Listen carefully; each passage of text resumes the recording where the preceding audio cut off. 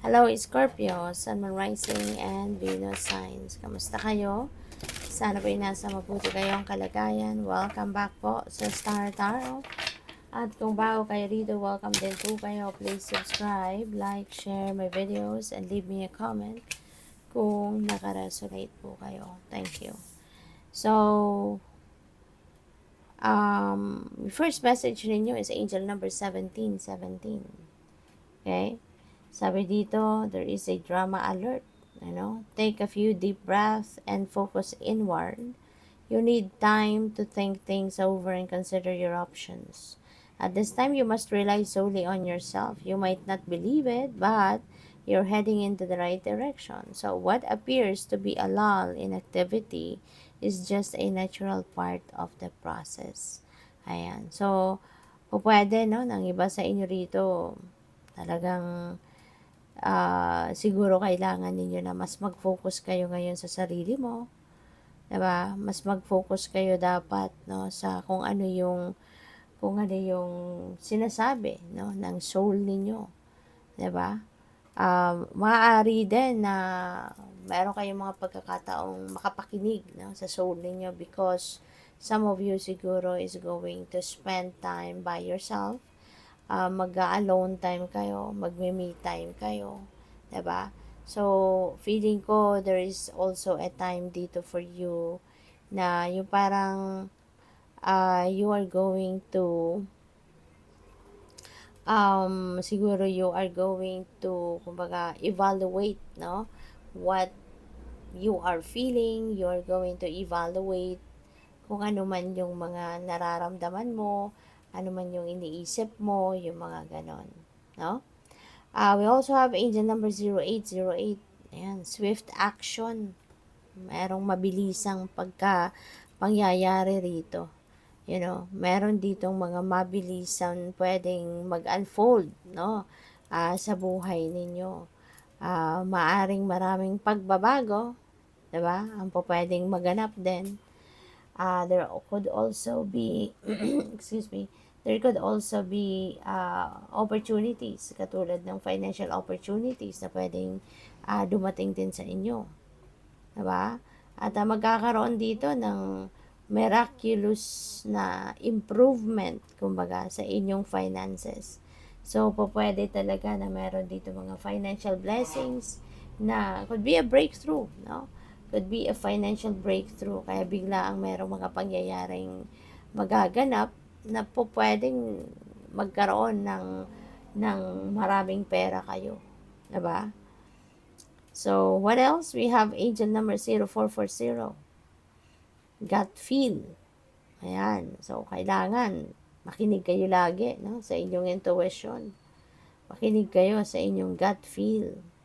Kasi pwede, no, na maraming guidance ang pinapadala sa inyo ng universe. Merong mga gabay na pinapadala sa iyo at yung guidance na yan, 'di ba? That is going to lead you towards the right path. That is going to lead you towards the right decision, towards the right towards the right track, 'di ba? So, what else? By the way, maraming salamat for subscribing. And if you haven't subscribed yet, subscribe na kayo. At saka, maraming salamat din for not skipping the ads, no? At malaking tulong po yan sa akin. And also, kung ano kayo, ang tawag dito, mag-join din kayo sa membership, ano?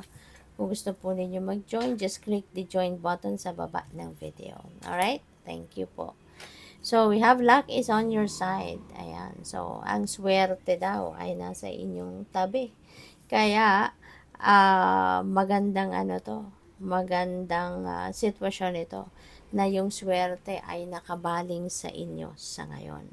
So, this is perfect timing, 'di ba? Na kung meron kayong mga balak gawin, no? New endeavor, 'di ba? New ventures. So, this is perfect time for you to start kasi habang ang swerte ay nakabaling sa inyo. So, siswertehin kayo, 'di ba?